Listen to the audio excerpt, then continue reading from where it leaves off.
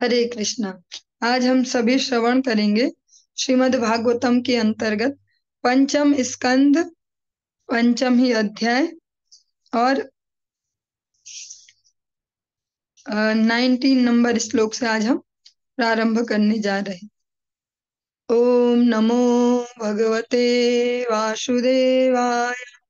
ओम नमो भगवते वासुदेवाय। ओम नमो भगवते वासुदेवाय।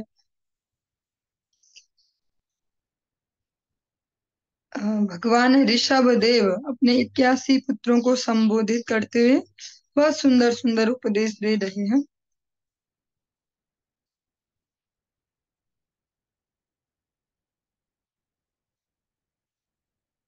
इदं शरीरं मम दुर्विभाव्यं सत्वं हि मे हृदयं यत्र धर्मः पृष्ठे कृतो मे यद्धर्म आरात् अतो हि मां वृषभं प्राहुरार्याः। मेरा दिव्य शरीर जो सच्चिदानंदमय विग्रह है भगवान का, मानव रूप के समान दिखता है, किंतु यह भौतिक मनुष्य शरीर नहीं है। यह अकल्पनीय है। मुझे प्रकृति द्वारा बाध्य होकर किसी विशेष शरीर, विशेष प्रकार का शरीर धारण नहीं करना पड़ता। मैं अपनी स्वयं की इच्छा अनुकूल शरीर धारण करता हूँ। मेरा हृदय भी दिव्य है और मैं सदैव अपने भक्तों के कल्याण का चिंतन करता रहता हूँ। इसलिए मेरे हृदय में भक्ति पूरित है जो भक्तों के लिए है। मैंने अधर्म को तथा अभक्तिमय कार्यों को हृदय से बहुत दूर भगा दिया है। मुझे ये बिल्कुल अच्छे नहीं लगते। इन दिव्य गुणों के कारण असामान्य रूप से लोग मेरी उपासना भगवान ऋषभ देव के रूप में करते हैं, जो सभी व्यक्तियों में श्रेष्ठ हैं। भगवान का जो विग्रह है वो मनुष्य जैसा दिखता है, लेकिन मनुष्यों जैसा है नहीं। मनुष्यों का शरीर तो अनेक प्रकार की अशुद्धियों से मिलकर ही बना है। हम देखते हैं शरीर में कहीं पर भी कोई खरोंच लग जाए या कोई फुंसी निकल आए, कुछ भी हो जाए ऐसा, तो गंदगी ही हमारे शरीर से निकलती है। पर भगवान का शरीर ऐसा नहीं है। हाड़ मांस का, रक्त, मज्जा, खून, पीप इससे बना मल मूत्र। भगवान को कर्म फलों के वजह से जन्म नहीं लेने पड़ते या शरीर धारण नहीं करने पड़ते। भगवान है सुविज्ञो स्वराट। स्वराट मीन्स स्वतंत्र, पूर्ण स्वतंत्र, जिनके ऊपर कोई नहीं है, किसी का अनुशासन उनके ऊपर नहीं है। ऐसे भगवान कहते हैं कि मैं अपनी इच्छा अनुकूल शरीर धारण करता हूँ। भगवान को जब जैसी आवश्यकता लगती है भगवान वैसा ही कलेवर धारण करते हैं। और भगवान बहुत सुंदर बात कहते हैं। श्रीमद् भगवत गीता भी कहती है, ये यथा माम प्रपद्यन्ते तास तथैव भजाम्यहम्। तो जो भगवान की भक्ति कर रहे हैं ईमानदारी से, भगवान भी उनकी भक्ति कर रहे हैं साथ साथ, मतलब भगवान भी उनको स्मरण कर रहे हैं। जो यो माम स्मरति नित्यशः तस्याहं सुलभ पार्थ। जो भगवान को निरंतर स्मरण कर रहे हैं, भगवान भी उनको निरंतर स्मरण कर रहे हैं। ऐसा नहीं है कि हम सोचे कि हम तो इतने महान अच्छे भक्त हो गए और देखो भगवान तुम्हारी तरफ देख ही नहीं रहा, कृपा ही नहीं हो रही। उनपे देखो, उनपे बहुत कृपा है, उनपे देखो बहुत कृपा है। लेकिन जैसे जैसे हम हैं वैसे वैसे ही भगवान है, एज इट इज। ये यथा माम प्रपद्यन्ते। और फिर जब हम ऐसी बात बोले तो साथ साथ मेरे ही मन में क्रॉस क्वेश्चनिंग आई, जो कोई भी पूछ सकता है कि भगवान वैसे ही बसते हैं तो फिर क्यों बोलते हैं कि भगवान बिना कारण के कृपा करते हैं। वो अलग है। वो जो अकारण कृपा है उससे भगवान भक्तों का संग देते हैं। वो वन टाइम ऐसा हो गया, भगवान ने मौका दिया, लेकिन लॉन्ग टाइम भगवान वैसे हमारे साथ जैसे हम उनके साथ हैं।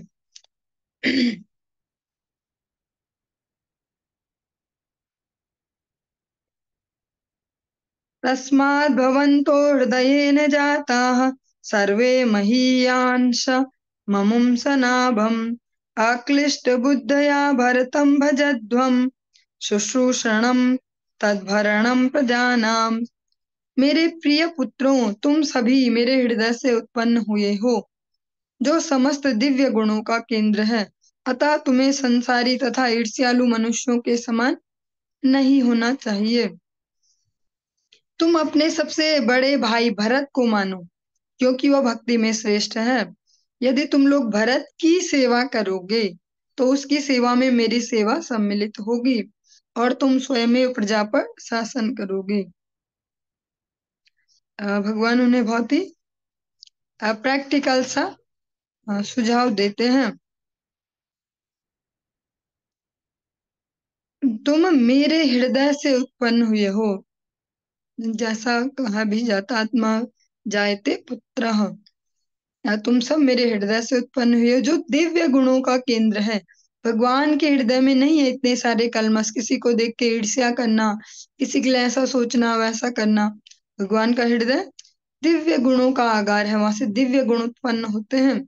इसलिए भगवान कहते हैं कि तुम देखो, मेरे थ्रू तुमको ये जन्म मिला है, अतः तुम्हें इन जीवों जैसे, संसारी जीवों जैसे ईर्ष्यालु नहीं बनना है। तुम्हें अगर फॉलो करना है तो सबसे अच्छा एग्जाम्पल तुम्हारा सबसे बड़ा भाई जो महाराज भरत है, वो सबसे अच्छे हैं, उन्हें फॉलो करो क्योंकि वो भक्ति में श्रेष्ठ हैं। अगर तुम उनकी सेवा करोगे, उनके कथनानुसार चलोगे, तो मेरी सेवा भी उसमें ही हो जाएगी और मेरा कहना भी उसमें ही हो जाएगा। फिर तुम इजीली अपनी प्रजा पर शासन कर पाओगे। ऐसे भरत महाराज का भी अभी हम आगे प्रसंग सुनेंगे, जिनके लिए स्वयं भगवान ही कह रहे उनको फॉलो करो, तो मेरे मुझे फॉलो करना हो गया। ऐसे भरत महाराज का सूक्ष्म चरित्र हम सुनेंगे अभी। वो ऐसा नहीं है कि हम उनकी निंदा कर रहे हैं, कि उनके चरित्र का कह सकते हैं पोस्टमार्टम कर रहे हैं, ऐसे थे देखो उनसे भी गलती हो गई, हिरन में फंस गए, ऐसे बातें आ, हम हमारा बोलने का अधिकार नहीं है, क्योंकि हम तो अभी किसी भी लेवल पे नहीं है। हम ऐसा तब कह सकते हैं जब हम ना होते वैसे, कि अरे देखो भरत महाराज ऐसे हो गए। वो हमारे लिए एक शिक्षा है कि हमें कैसी चित्त वृत्ति के लिए प्रैक्टिस करनी है। भरत महाराज के चरित्र में ये भी तो स्पष्ट देखते हैं, उनकी दुर्गति नहीं हुई, शरीर परिवर्तन हुए पर दुर्गति नहीं हुई। वो भगवान को नहीं भूले, जो हम प्रैक्टिकली सुनते हैं ना, कीट जन्म हव को यथा तु यादास, ऐसा पशु पक्षी कैसा भी मुझे जन्म देना, मति रहु तु या पर संगे। तो वो भरत महाराज के जीवन में है। वो भूले नहीं है कि मैं भरत था, मैं राजा था, मैं हिरन में मेरी ममता उत्पन्न हो गई तो मैं हिरन शरीर मिला। वो हिरन शरीर में भी भगवत भक्तों के नजदीक रहते हैं, हिरनों के पास नहीं रहते।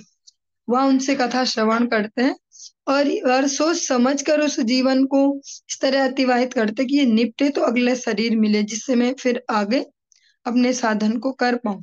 तो भरत महाराज की दुर्गति नहीं हुई है, जैसा हमें लगता है, जैसा सोचेंगे वैसा बनेंगे। भूतेषु विरुद्धभ्या उदुत्तमाये सरीसृपास्तेषु सबोधनिष्ठाः ततो ततो मनुष्याः प्रमथास्ततोऽपि गंधर्वसिद्धा विबुधानुगाये। एक और श्लोक इसके साथ ही लेते हैं। देवासुरेभ्यो मघवत् प्रधाना दक्षादयो ब्रह्मसुतास्तु तेषां भवः परः सोऽथ विरिच्य वीर्यः स मत्परोऽहं द्विजदेव देवः। दो प्रकार की प्रकट शक्तियों, जो है आत्मा और जड़ पदार्थ में से जीव शक्ति वनस्पति घास वृक्ष या पौधे, जड़ पदार्थ पत्थर पृथ्वी आदि से श्रेष्ठ हैं। इन अचर पौधों तथा वनस्पतियों की तुलना में रेंगने वाले कीट तथा सरीसृप श्रेष्ठ हैं। कीटों तथा सरीसृपों से पशु श्रेष्ठ हैं, क्योंकि उनमें बुद्धि विकसित है। मनुष्यों पशुओं से मनुष्य श्रेष्ठ हैं। मनुष्यों से भूत प्रेत, क्योंकि उनके कोई भौतिक शरीर नहीं होता। भूत प्रेतों से गंधर्व और गंधर्वों से सिद्ध श्रेष्ठ होते हैं। सिद्धों से किन्नर और किन्नरों से असुर श्रेष्ठ हैं। असुरों से देवता और देवताओं से स्वर्ग का राजा इंद्र श्रेष्ठ है। इंद्र से भी श्रेष्ठ ब्रह्मा के प्रत्यक्ष पुत्र, जैसे कि राजा दक्ष और ब्रह्मा के इन पुत्रों में भगवान शिव सर्वश्रेष्ठ हैं। शिव ब्रह्मा के पुत्र हैं, इसलिए ब्रह्मा श्रेष्ठ माने जाते हैं, किंतु वे मुझ भगवान के अधीन हैं। और चूंकि मैं ब्राह्मणों को पूज्य मानता हूँ, इसलिए ब्राह्मण सर्वश्रेष्ठ हैं। और जब इस प्रकार से हम पूरे श्रीमद् भागवतम में, अभी तो 5 ही स्कंद हुए और अभी तक ही हमने 1000 बार सुन लिया मिनिमम, ब्राह्मण ब्राह्मण। तो वहां पर कोई जातिगत, कोई हमारा ईगो बढ़ाने के लिए नहीं है। भगवान उनको कह रहे हैं जो ब्रह्म जानाति ते ब्राह्मणा, जिनके जीवन का केंद्र बिंदु भगवान है, जो ईमानदारी से अपनी एक श्वास, एक एक क्षण भगवान को समर्पित कर रहे हैं, यहाँ पर उनका कहा जा रहा है। भगवान राम इसको दूसरे एंगल से कहते हैं, मोते अधिक संत कर लेखा, और जो रात दिन मेरे चिंतन में है, उनकी बात यहाँ पर की जा रही है। इस प्रकार से यहाँ पे एक कंपैरिजन दिया गया है श्रेष्ठता का। न ब्राह्मणेस्तुलये भूतमन्यत् पश्यामि विप्राः किमतः परं तु यस्मिन् निर्भीः प्रहुतं श्रद्धयाहम् अश्नामि कामं न तथाग्निहोत्रे। हे पूज्य ब्राह्मणों, जहाँ तक मेरा संबंध है, जिन पुत्रों को वो संबोधित कर रहे हैं 81, हमने उनके बारे में भी श्रवण किया था, और अन्य 19 भी थे जो उनका भी। ये सब जन्म तो इनको क्षत्रिय कुल में हुआ है, लेकिन यहाँ पर स्वयं ऋषभ देव ने ब्राह्मण कह रहे हैं, क्योंकि उन्होंने अपने आचरणों को चेंज किया है, अपने स्वभाव को चेंज किया है। हे पूज्य ब्राह्मणों, जहाँ तक मेरा संबंध है, इस संसार में ब्राह्मणों के तुल्य या उनसे श्रेष्ठ अन्य कोई नहीं है। मैं उनकी तुलना योग्य किसी को नहीं पाता। वैदिक नियमों के अनुसार यज्ञ करने के पीछे जो मेरा उद्देश्य है, उसे जब लोग समझ लेते हैं, तो वे मेरे निमित्त अर्पित भोग अत्यंत श्रद्धा तथा प्रेम पूर्वक ब्राह्मण मुख के द्वारा मुझे प्रदान करते हैं। इस प्रकार प्रदत्त भोजन को मैं अत्यंत प्रसन्न होकर ग्रहण करता हूँ। निसंदेह इस प्रकार से प्रदत्त भोजन को मैं अग्निहोत्र में होम किए भोजन की अपेक्षा अधिक प्रसन्नता पूर्वक ग्रहण करता हूँ।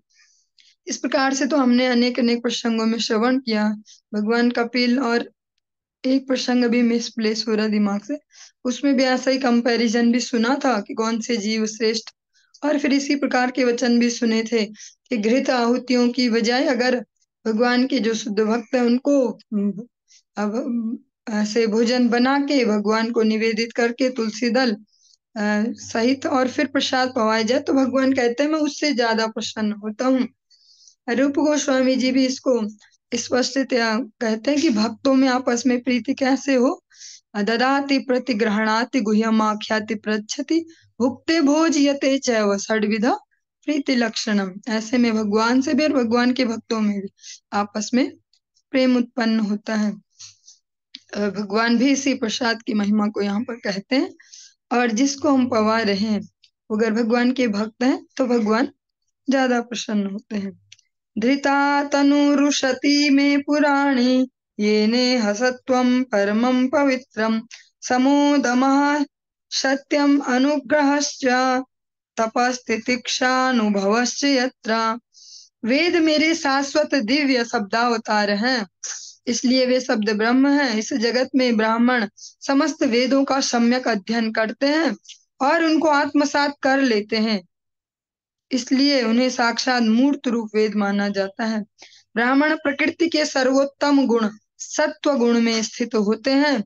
फलस्वरूप उनमें मन का नियंत्रण, सम, इंद्रियों का नियंत्रण, दम एवं सत्य के गुण विद्यमान होते हैं। वे वेदों का मूल अर्थ वर्णन करते हैं और अनुग्रहवश समस्त बद्ध जीवों को वेदों के उद्देश्य का उपदेश देते हैं। वे तपस्या तथा तितिक्षा, जो सहिष्णुता, जिसको सहन शक्ति हम कहते हैं, टॉलरेंस का अभ्यास करते हैं और जीवात्मा तथा परमेश्वर के पदों का अनुभव करते हैं। यही ब्राह्मणों के 8 गुण हैं: सत्व, शम, दम, सत्य, अनुग्रह, तपस्या, तितिक्षा तथा अनुभव।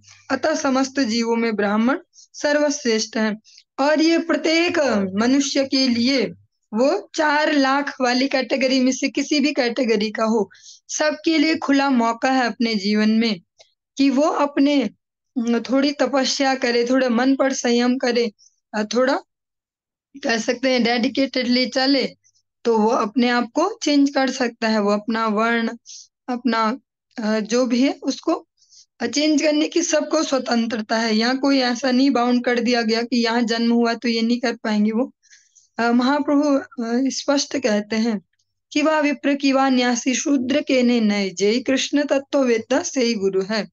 पर बस इसमें सभी के लिए एक ही कंडीशन है कि ईमानदारी से भगवत सेवा में लगे और भगवत अनुकूल सदाचार सीखे, अपने जीवनों को पवित्र करे। पवित्र आचरण से कोई भी अपने वर्ण को चेंज कर सकता है अपने प्रयास से। मत तो इसके हम अगर फिजिकल ऐसे भौतिक एग्जाम्पल लें, तो ऐसे हम कई एग्जाम्पल सुनते हैं ना कि बहुत ही जो बोल सकते हैं फाइनेंशियली बहुत ही ऐसी कंडीशन में थे, बुरी कंडीशन में, लेकिन परिवार का एक बच्चा बहुत जोर लगाता है, मेहनत करता है अनेक प्रतिकूलताओं में भी, और आज देखो वो ना आईएएस बन गया, वो पीसीएस बन गया, और ऐसे तो भौतिक रूप से भी उसने अपना वर्ण चेंज भी कर लिया ऐसे भी। और अपना जीवन शैली भी फिर उसने बदल ली।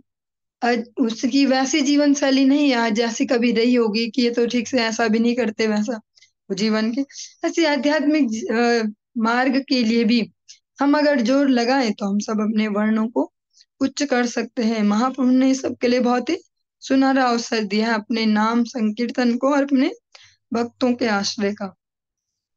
मत्तो अप्यनन्तात् परतः परस्मात् स्वर्गापवर्गाधि पतेर्न किंचित् येषां किमुष्यादितरेण तेषां किंचिन् नानां मयि भक्ति भाजाम। मैं ब्रह्मा तथा स्वर्ग के राजा इंद्र से भी अधिक ऐश्वर्यवान, सर्वशक्तिमान तथा श्रेष्ठ हूँ। मैं स्वर्ग लोक में प्राप्त होने वाले समस्त सुखों को तथा मोक्ष को देने वाला हूँ। तो भी ब्राह्मण मुझसे भौतिक सुख की इच्छा नहीं करते। वे अत्यंत पवित्र तथा निष्प्रिय होते हैं। वे एकमात्र मेरी भक्ति में सेवा में लगे रहते हैं। भला उन्हें अन्य किसी से भौतिक लाभों के लिए याचना करने की क्या आवश्यकता है।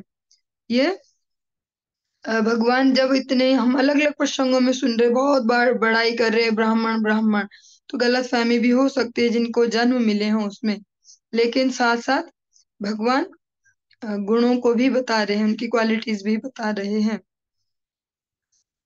भगवान कहते हैं मैं सब कुछ देने में समर्थ हूँ, सर्व समर्थ हूँ मैं, देवताओं को भी समस्त ऐश्वर्य मैं ही देने वाला हूँ। किंतु फिर भी जिनको भगवान ने ये ब्राह्मण टाइटल से भी सुन रहे हम बार बार, फिर भी भगवान कहते हैं वो मुझसे इनमें से कुछ नहीं मांगते, वे मुझसे इनकी अपेक्षा नहीं करते। वे अत्यंत पवित्र होते हैं तथा निष्प्रिय होते हैं।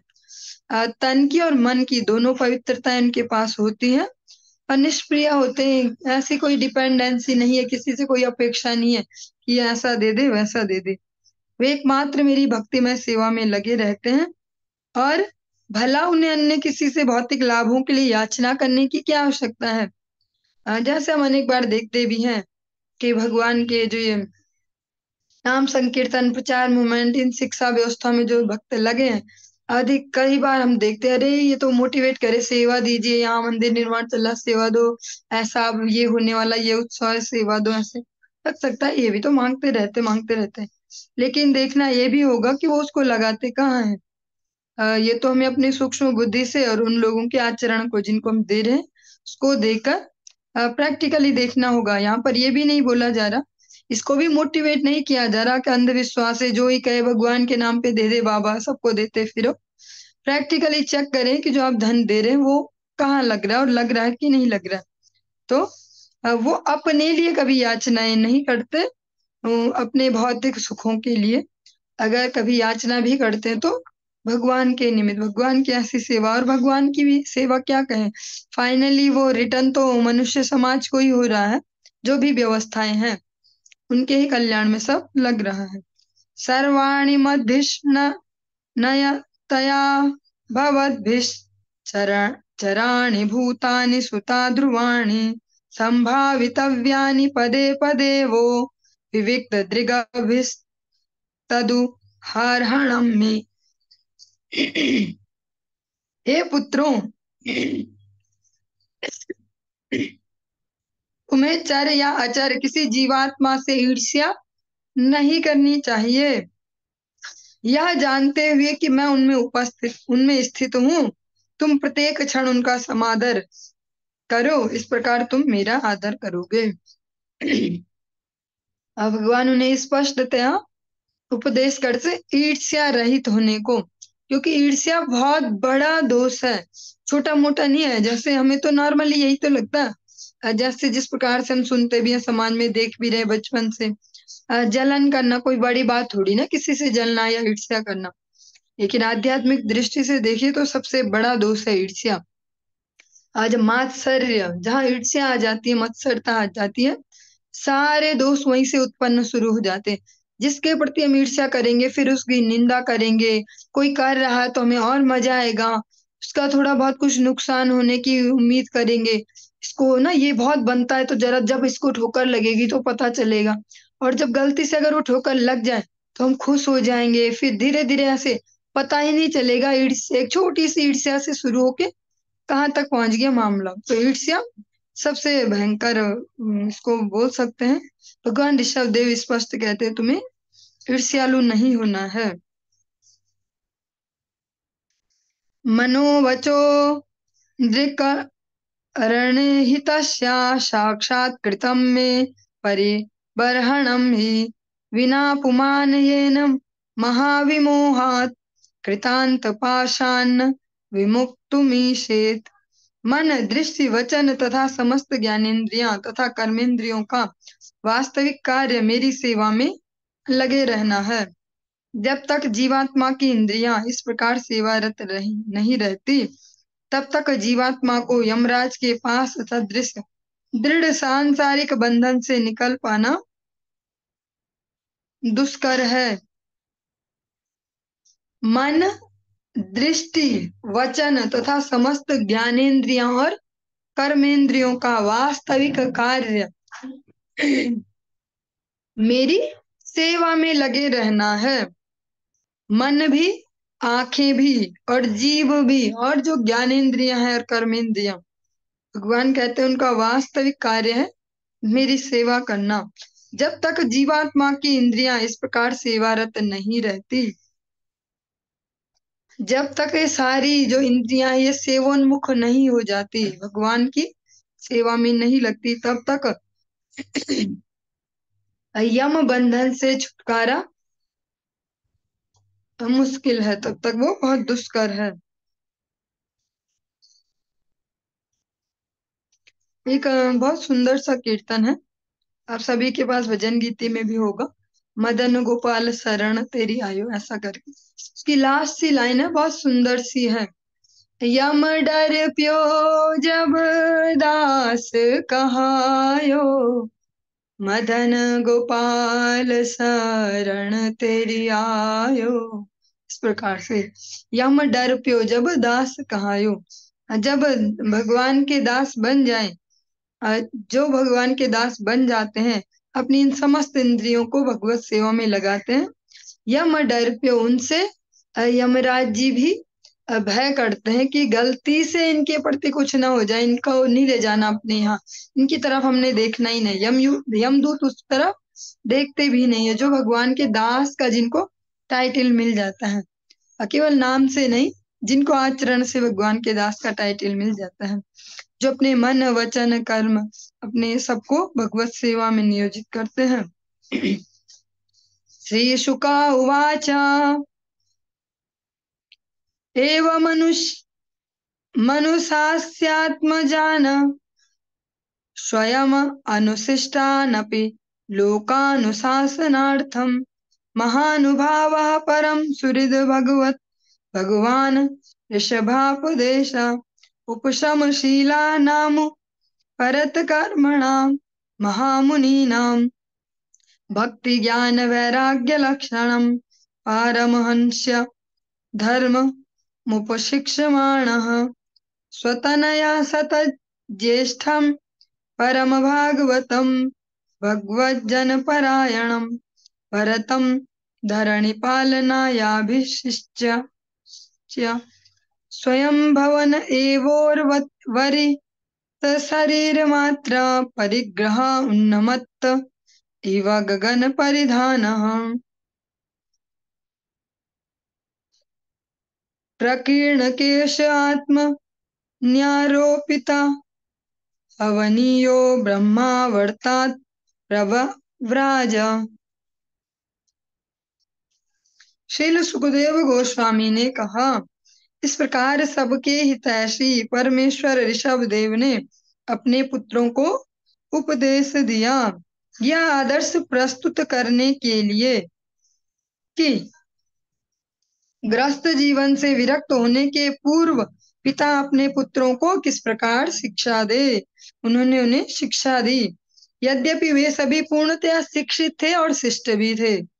इन उपदेशों से सकाम कर्मों से न बंधने वाले तथा अपनी भौतिक कामनाओं को नष्ट करने के बाद भक्ति में लीन रहने वाले सन्यासी भी लाभ उठाते हैं।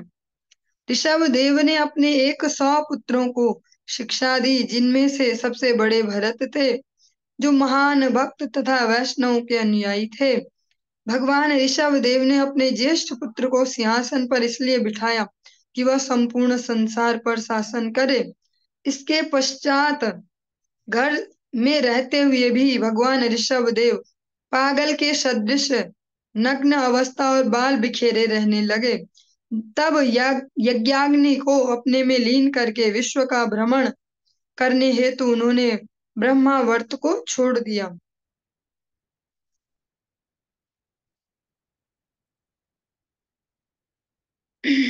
भगवान ऋषभ देव ने अपने पुत्रों को इसलिए शिक्षा दी ताकि वे आने वाले समय में जो ग्रस्त जीवन में हैं, और जैसे कई बार हम सुनते ना, कोई ऐसे जोश जोश में भी भक्त कहते सुनाई देते हैं, ऐसे अनेक अनेक बोलते बस 2-4 साल और थोड़ा से 10 साल ऐसे हो जाए और फिर तो बस हम निकले, तब तो एक दिन ही रुकना घर पे, फिर भाग जाएंगे, इतने साल में भाग जाएंगे, ऐसा ऐसा। लेकिन वो इतने साल में भाग जाना या वो कोई समाधान नहीं है। उसके लिए भी यही प्रोसेस है कि भागने से पहले जिनको छोड़ के भागे उनको भगवत भक्ति में स्थित करके जाए, तभी शांति मिलेगी। भाग के भी न भाग के भी अशांत ही रहेंगे। भगवान ऋषभ देव ने स्वयं ये करके दिखाया। अपने पुत्रों को पहले अच्छे से शिक्षित किया भगवत भक्ति में, जो पहले ही शिक्षित भी हैं भगवत भक्ति में और शिष्ट भी हैं। क्योंकि वे अन्य गृहस्थों को इसका उनके लिए एक एग्जाम्पल सेट करना चाहते हैं कि जैसे हम कह देते हैं भक्ति में अनेक लोग होते हैं, हम तो चले घर छोड़ के, बस थोड़ा सा ये हो जाए थोड़ा वो हो जाए निकलेंगे। पहले तो ऐसे कहने वाले भी बहुत कम होते हैं, पर कुछ जो कह देते हैं उनके लिए भी ये आवश्यक है समझना कि उससे पहले जो अपना कर्तव्य है उसको अच्छे से निर्वाह करना है, और जिनको छोड़कर जाने की सोच रहे हैं उनको भगवत भक्ति में स्थिर करना है। इस प्रकार से भगवान ऋषभ देव ने अपने पुत्रों को भगवत भक्ति में स्थित किया। जड़ांध मूक बधिर पिशाचोन्माद कवद अवधूत वेशो अभिभाष्यमाणोऽपि जनानां गृहीत मौन व्रतस् तूष्णीं बभूव। अवधूत रूप अर्थात किसी भौतिक कर्तव्य की चिंता से रहित महान साधु का रूप धारण करके भगवान ऋषभ देव अंधे, बहरे तथा गूंगे, जड़, भूत अथवा पागल के समान मानव समाज में घूमने लगे। यद्यपि लोग उन्हें इन नामों से पुकारते जो अभी हमने सुने, अंधा, बहरा, गूंगा, भूत है तो पागल है, ऐसे मूढ़ बुद्धि है, जड़ है, लोग भी ऐसे ही बुलाते उन्हें। ऐसा थोड़ी ना कि सब समझ रहे थे कि भगवान है। वो अलग अलग जगह जहां जहां भी जा रहे सब ऐसे ही समझ रहे थे उन्हें कि पागल है पागल है, किंतु वे मूक बने रहते। सब ऐसा जब कोई उन्हें उच्चारण करते ये तो पागल है, ये ऐसा है वैसा, तो भी वे गूंगे के जैसे चुपचाप रहते और किसी से कुछ नहीं बोलते थे।